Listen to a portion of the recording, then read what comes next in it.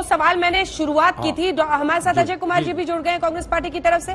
आप सुधांशु जी गंभीरता देखिए, 1/3% अगर इस सर्वे में कह रहे हैं कि उद्योगपतियों को फायदा होगा, आप समझ रहे हैं इस सरकार की छवि के लिए क्या है, क्या संकेत है?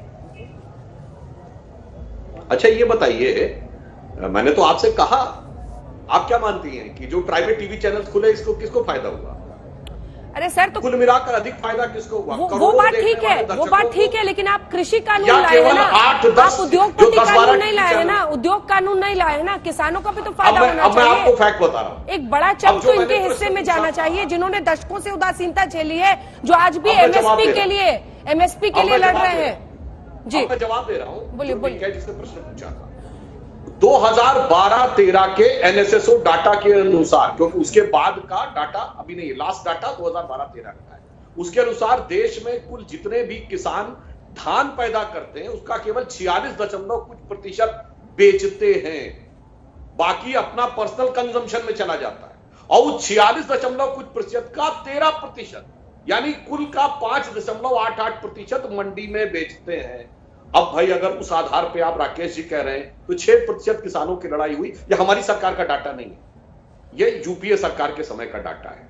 अब बताइए उस किसान की क्या, जिसको आज भी 80 करोड़ लोगों को 2 जून का खाना नहीं है, वो दिया जा रहा है सरकार से, खाद्य सुरक्षा दिया जा रहा है। तो आप सोचिए ना, उसके भी बारे में विचार करिए। फिर एक और बात बताता हूं, आप ट्रैक्टर रैली निकाल रहे हैं, बहुत अच्छी बात है। ट्रैक्टर बनाने वाली सरकारी कंपनी कौन थी? एचएमटी। आज उसका मार्केट शेयर क्या रह गया? खत्म हो गई, 0.25%। क्यों नहीं खरीदे किसानों ने? क्यों खरीदे प्राइवेट कंपनियों के ट्रैक्टर?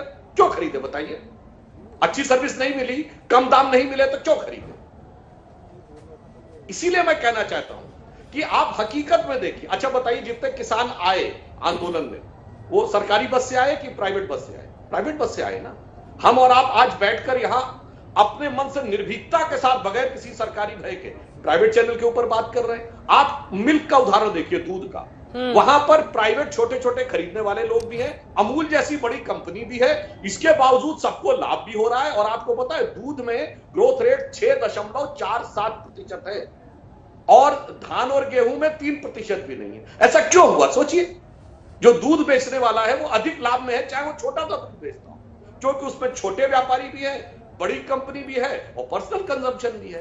एक बात बताइए सुधांशु जी, जरा सुधांशु जी को दिखाइए मेरे साथ। सुधांशु जी, प्राइवेट ट्रैक्टर में, प्राइवेट बस में आए, इसलिए आप कह रहे हैं कि एमएसपी के लिए बात करना किसान छोड़ दे, प्राइवेट कंपनियों को फ्री हैंड मिल जाए।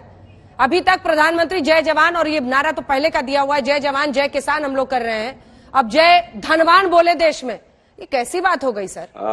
एमएसपी की लड़ाई लड़ रहा है किसान। बात कर रही है, मैंने तो वही पूछा, क्यों प्राइवेट ट्रैक्टर खरीदे भाई? लूट लिया क्या उन्होंने? कम दाम बेहतर क्वालिटी मिली तभी तो खरीदा। ठीक है, वरना याद करिए, अजय कुमार बनाती थी एचएमटी, टीवी भी सरकार बनाती थी, अपट्रॉन, स्कूटर भी सरकार बनाती थी, स्कूटर्स इंडिया, काहे नहीं खरीदे लोगों ने? ठीक है, इसलिए मैं कह रहा हूं उस दौर में जो 70 और 80 के दशक का सोशलिस्ट दौर था, देश के हर सेक्टर को मुक्ति मिल गई। आज आपने अपना लाइन ऑफ आर्ग्यूमेंट तय कर लिया है सुधांशु जी कि आप प्राइवेटाइजेशन को सेल करेंगे और उसी के बिना पर आप किसानों को, देखिए आप ही को कन्विंस करना है, आप राकेश टिकैत जी को, तमाम संगठन जो जा रहे हैं उनको कन्विंस कर लीजिए, आपकी समस्या खत्म। आप बताइए, मीडिया में प्राइवेटाइजेशन से लाभ हुआ या हानि? आप हाँ या ना बोलिए, आप बोलिए, मैं आपसे पूछ रहा हूं सर। यहाँ पर मुद्दा अलग है, इसको इक्वेट मत कीजिए, वरना फिर मैं समझ पर सवाल खड़े करूंगी। आप कहाँ हैं?